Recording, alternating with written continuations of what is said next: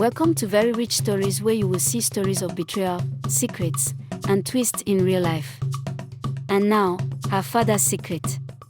It could destroy her or the whole family. This is the story of Amara, a now 35-year-old woman who had seen her share of weddings. The weddings of her friends, but not her own. At 35, Amara knew how to smile through other people's marriage vows. She knew how to hold flowers and hold her breath. But she did not know that the person who kept her single lived inside her childhood home. Amara had been a bridesmaid in 7 different weddings over the years, adjusting veils, toasting the bride in the bridal room, laughing politely, hoping her face would not show the pain inside of her. They called her everyone's favorite bridesmaid. 7 dresses, 7 playlists, 7 times watching the bouquet fly into the air and land in someone else's future. Amara thinks to herself, I'm getting too old to even be a bridesmaid now. That's how much time has flown since I finished college. College, she laments to herself. She doesn't even work, her dad is so rich he just pays for everything and gives her money and gifts all the time, even when she refuses. She feels that accepting these gifts will have strings. If not now, eventually. Amara in her childhood bedroom, it's beautiful. She looks at framed family photos. Her authoritarian father Mr. Oben. Her mother Mama Liza, warm eyes, quiet smile. They are getting older, Amara thinks to herself, they are in their 60s now. She wonders if she is always to stay home and look after them. Why has no relationship worked out with suitors? Why wasn't this bedroom her marital bedroom, and why wasn't she looking at a photo of herself with her husband by this time? Out of respect for her parents, at home, she was the reliable one always trying to help her mother in the house. But her dad wanted to treat her like a princess and not require anything of her. She preferred the real relationship with her mother. Amara sat at her vanity looking in the mirror, brushing her hair. She thought back on her life. When she was 24, she had first loved Jide and brought him home for her family to meet. They were sitting on the porch sharing a cold glass of juice. Mr. Oben arrives from work and Amara respectfully makes the introduction. Mr. Oben shakes Jide's hand too firmly. Jide thought his hand would break, but he manned up and pushed out his chest to seem stronger than he was. But truthfully, it hurt. He wondered if Mr. Oben was that strong or was he really trying to hurt him. Mr. Oben, betraying his heavy grip on the boy's hand, says in a pleasant and measured voice, Jide. A good name. And your plans? What do they pay? Jide, with an awkward smile, not much now, sir. But it's honest. I'm working my way up. Mr. Oben growls, Working your way up? My daughter doesn't climb ladders. She deserves a lift. Jide moved to a different city the next month. Startled by her own reflection in the mirror, she snaps back into the present. She stopped brushing her hair for a moment when she realized a small tear was rolling down her cheek. She remembered Paul. They were having a tete-a-tete in a local coffee shop. By then, Amara was 27 and very into a studious bookworm named Paul. He was so smart, and she admired that. But as they sat with coffee, his cell phone kept buzzing. He ignored it the first 2 times, but then he reads the text. His face falls. Paul fearfully says, I just got a surprising offer. Overseas. Immediate start. I think I should take it. I could go, she hesitates. With you? He shakes his head and says, no. I'm not ready for that. They ended with polite hugs, and the quiet understanding that fate had made the decision. Another morning that same week, Amara wakes up.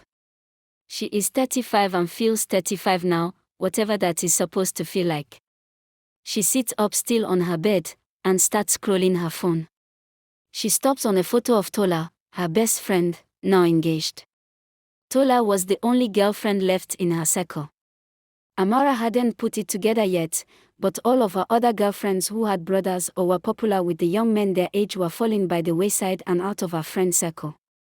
Tola was an only child. She had no brothers. She also had no male cousins, so her father liked Tola and accepted her as a friend to Amara. Amara wasn't sure why her father didn't like boys. He had two. Her brothers, both younger, Kofi 28 and Derek now 31. But she had started noticing who her dad liked and who he didn't like. Amara noticed that those he didn't like would sooner than later disappear from her life. It wasn't that her dad didn't like boys, he just didn't want them around Amara. She noticed it, but didn't complain about it. Amara kept the peace like a priceless heirloom. She was losing relationships left and right, so she asked herself, who is paying for the peace in this family? Amara was dutiful at home. She often helped her mother about the house. On a typical evening, she would be preparing dinner for her parents. Mama Liza humming while setting the table and Mr. Obeng watches the evening news. Amara secretly wondered to herself, why am I learning to cook and keep house unless I should be married? Both women returned to the kitchen. Mama Liza senses Amara's hurt and loneliness. Her mother knows that her daughter must be feeling left behind as she has watched all of her friends get married over the years. Not only that, both her younger brothers were already married. Kofi had 2 daughters already and Derek had a boy and a little girl too. Amara had no children. Mama Liz, who often tried to comfort Amara, said, "Your father only wants the best for you, my dear." Amara smiles, tired, not really wanting to discuss it. She says, "I know, Mama." Reason after reason, each one sounding noble enough to pin to a lapel. That one was not educated enough. The next not spiritual enough. 2 of them were not ambitious enough. Not enough was the mantra. Her dad just inserted different adjectives. That night as she readied for bed, Amara remembered when she was 30 years old and really into Ken. He was steady and warm, attentive. He would take her out to dinner often and they would be laughing over their meals. Amara didn't know about this though. Mr. Obeng went to see Ken at his job and called him out to his car so they could talk more privately. Mr. Obeng was to the point, even curt. "You seem reasonable, young man, Ken. Be reasonable about this. You are not the man for her. My daughter is not a project. She is a legacy." Ken, confused, says, "Sir, I love her." Mr. Obeng retorts, "Love will not change the math of life. My wife and I are getting older and we need Amara at home with us." Ken left without a word. Amara was ghosted. Again. She learned to translate silence. "I am not enough. I am not the one." Her mother continued to try to comfort her. Her father pretended not to know anything about it, but often said, "I knew he wasn't for you, Amara. It's best that he's gone." The next morning at breakfast, Mr. Obeng handed her an envelope with a $10,000 check in it. "A little something for you, Amara." Her dad was always giving her money or buying her things.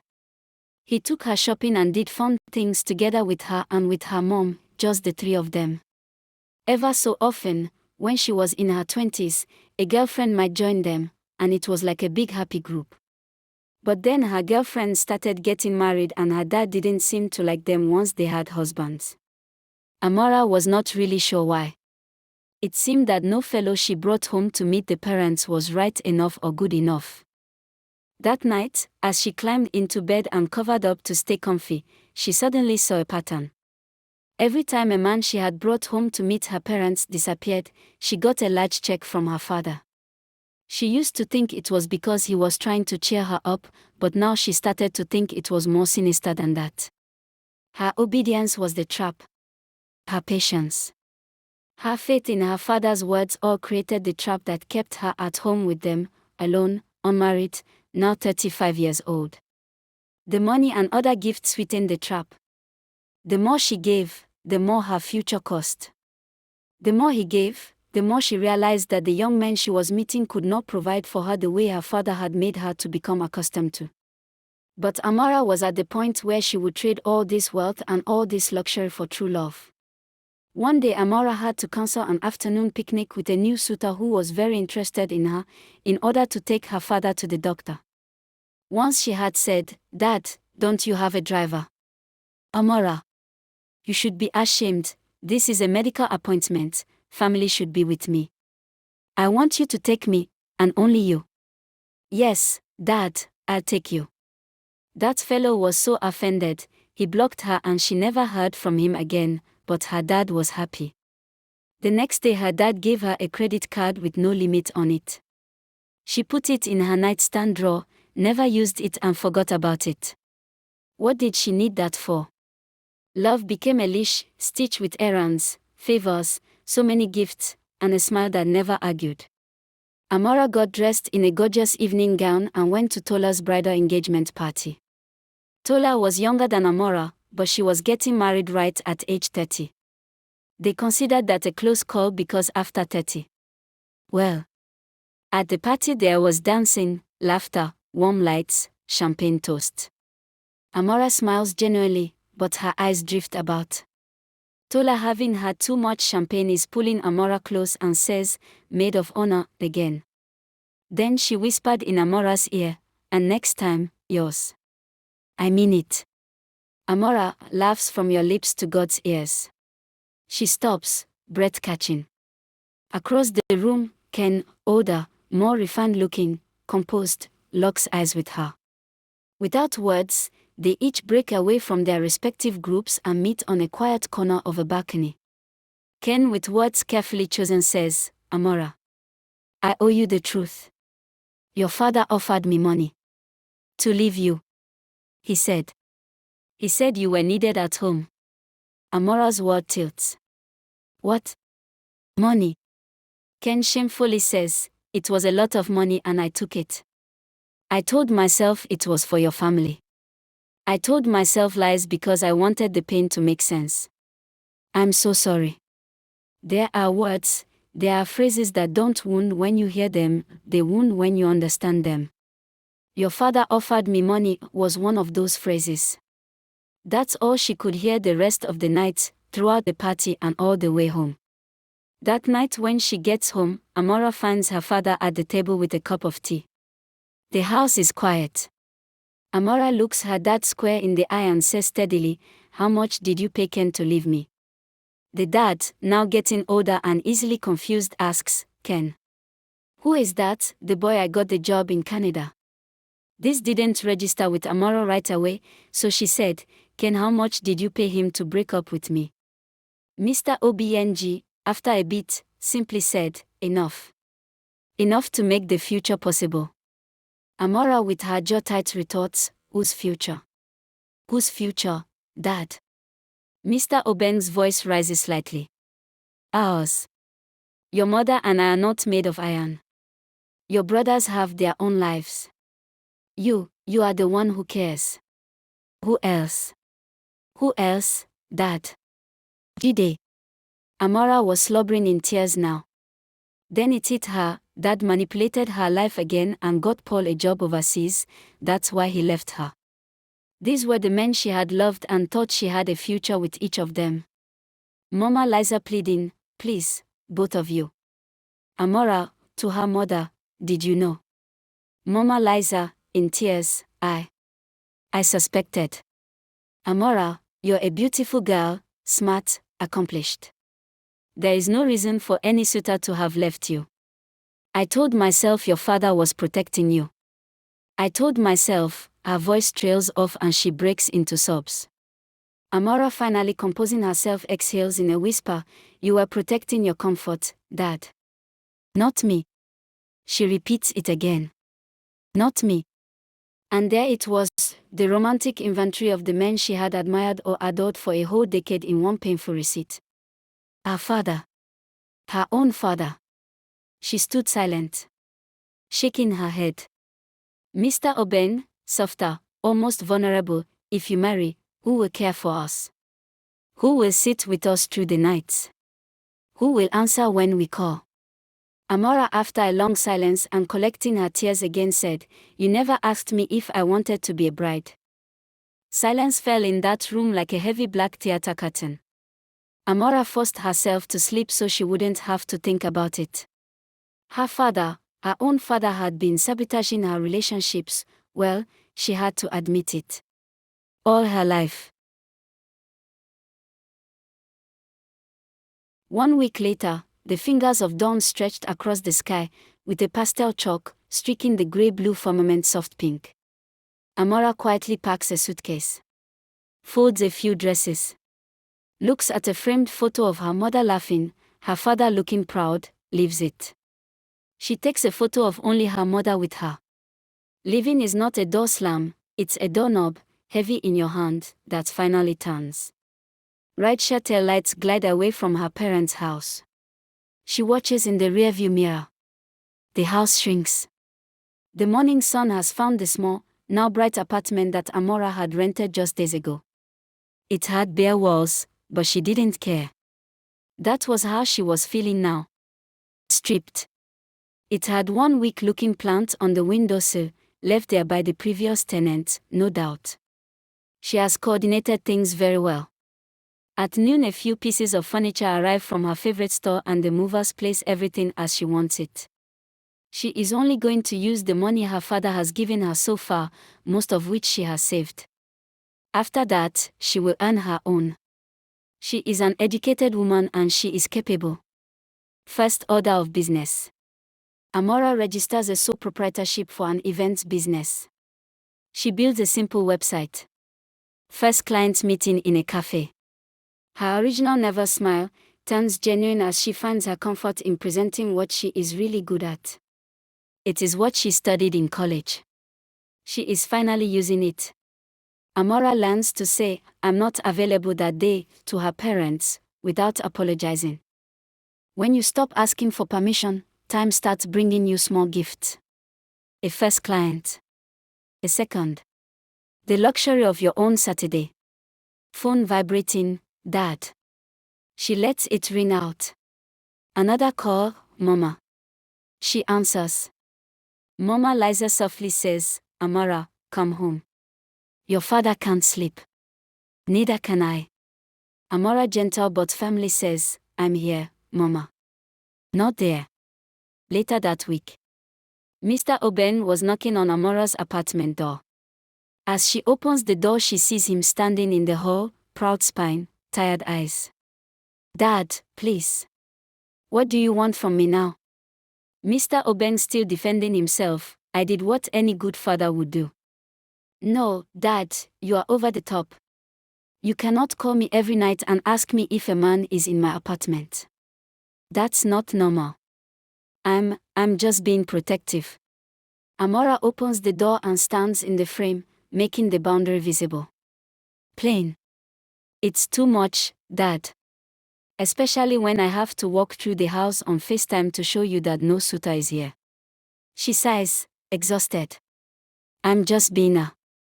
He reaches for words to say, "a good father." No, a good father lets his daughter have a life. Mr. Oben feigns being hurt and his body stiffens into anger. Ungrateful. Amara calmly says, "No. Just finished." He storms out. Amara closes the door, leans on it, exhales. Peace, it turns out, is a sound. It's the click of a lock that is yours to turn. 1 year later. In a hospital that smelled of bleach and stale coffee, fluorescent lights hum out of rhythm with one another. Amara walks into her father's hospital room with a small bag, books, lotion, socks, all things for her dad. Her father lies in a bed, IV attached, dignity wrapped in a thin blanket. He looked so much smaller in that hospital bed. Mama Liza stands by his side. Worry is making her and her voice smaller. "Amara," she sighed. "Yes, Mama. What happened to Dad?" "I don't know." "What do the doctors say?" "They don't know either. I just found him in his study." Mama Liza had found her husband collapsed on the floor in his library and called an ambulance immediately. Near him in his study was a small carved wood figure that she had never seen before, but it didn't seem to matter in this medical emergency. She also hadn't seen or heard Mr. Obeng talking to this carving, explaining she's just been gone for a little while, a few months. "I can get her back." Inaudible to anyone else, the figure was an idol that Obeng served, and it said to him, she was never to marry. She was ours. But, he stammered. Look at all this we've given you, it's all the wealth and riches. Luxury that any man would want, the only rule was that she, your daughter, Amara, should never marry. Now that she is gone, she will probably meet someone. No, I'm checking on her every day, every night. Obeng the idol says, if we can't have her, then we will take you. Obeng opened his mouth to say something back, but he collapsed onto the floor before he could say anything. Mama Liza knew nothing of this idol, nothing of the promises, nothing. She had easily been convinced that it was best for Amara to stay home and remain with them. When Mama Liza found her husband on the floor of the study, barely breathing, she called an ambulance immediately and never noticed anything else in that room. Now, in the bright fluorescent hospital lights, she sees a bit differently and whispers to her daughter, "You're here now." Amara with a soft smile, "Yes, Mama, I'm just not moving back in." Mama Liza nods, acceptance creeping in, "I know." Later, her brothers Kofi and Derek arrive, both talking anxiously as they give quick glances at some paperwork. In a low whisper, Derek says to Kofi, "Brother, we should discuss arrangements. The house, the accounts." Amara says gently but firmly, "Later. Right now is not about paperwork." "Oh," the boys complained. "You think it's all for you?" Amara calmly responded, "I don't want any of it. Not 1 cent. So, you boys do what you will." The boys high-fived, patted each other on the back and grinned like they were in a toothpaste commercial. The sons who were too busy became suddenly available for numbers. Grief has a way of auditing the living. Later that evening, Mr. Obeng woke up. The boys were long gone with excuses that their wives and children needed them. The room is quiet. Amara sits by her father, both looking at the city lights through a window. Mr. Obeng, voice rough, bravado gone, "I was afraid. Your mother and I." There is a short silence as he searches for words. Then he continues, "We built our life on your hands. I thought if you married, we would be alone." Amara, honest, as usual, replies, "You were never alone. You were just unwilling to share me." Mr. Obeng's eyes are now wet with remorseful tears, "In trying to keep you. I lost your trust." Amara, after a long breath, "You can earn some back. Not all. But some. Start with the truth, no more decisions for me. No more meetings with men who love me. No more bargains with my future." Mr. Obeng nods, and promises, no more bargains. They sit in the warm hush of machines and forgiveness that is more decision than feeling. He seems fine as he dozes back to sleep. Amara hugged her mother and left. After leaving her dad's hospital room, she felt hopeful, better than she had for a long time. By the time she gets to the elevator, the support machines attached to her father emitted one constant note: it was over. Funeral day. Amara stands beside her brothers Kofi and Derek, comforting their mother. After the burial, the brothers exchange a quiet look. Every family has 2 inheritances. The one written in the will, and the one whispered in the bloodline. Later that evening, the brothers, Kofi and Derek, sit in their father's study, the room dim and still. Both sit quietly having a scotch like they are now grown and men of the manor. Kofi, low and reverent, says, "I don't know about this carving. I saw Dad with it once. He said it kept us safe. I'm not ready to lose everything he built." Derek hesitantly adds, "It's just wood," and yet, he pauses as if hearing something faint. "Do you hear that?" Kofi chuckles nervously, "Oh man, don't be crazy." Derek is visibly uneasy and is glad he is having a drink, but wonders, is it the scotch making him hear things? He says to his brother, Kofi, "It's a voice. Like, it knows my daughter's name." As Amara had said that night in the hospital room, she wanted nothing. Kofi and Derek raided the house and split as much as Mama Liza would let them take. After all, 1/2 of the estate was still hers. They saw that carving that had fallen on the floor the night of Mr. Obeng's incident, and Mama Liz had just sat it on the bookcase, not knowing her husband always hid it, wrapped in red velvet and sequestered away in a locked desk drawer. The two boys saw it and made a deal.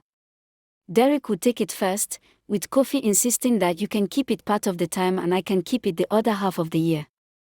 For some reason they agreed on this. Derek took it home first.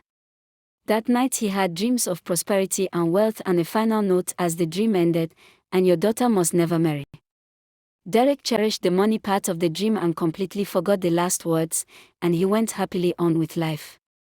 When it was Kofi's turn to keep the statue, he thought about selling it outright, but then decided, well, since it was Dad's, maybe not.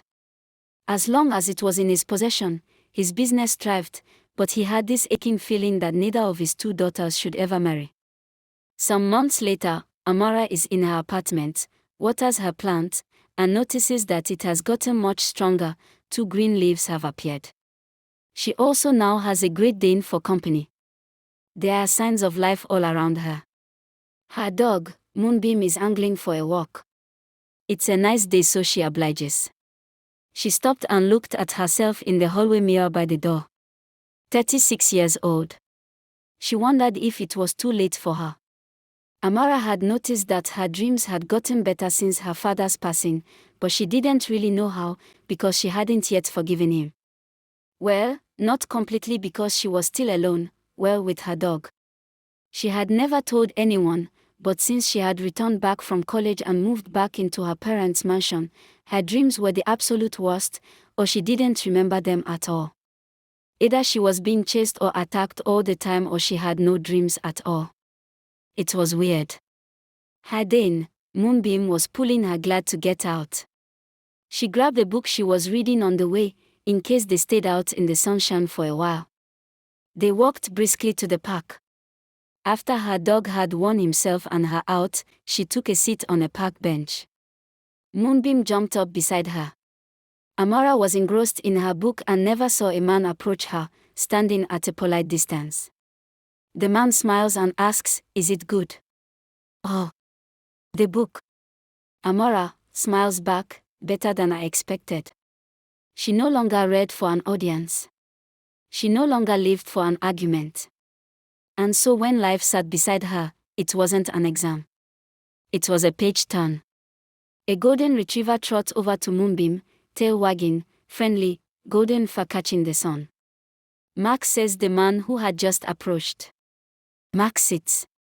The man, he nods an apology as his dog approaches Amara's. Man, smiling. "That's Max. He likes big dogs.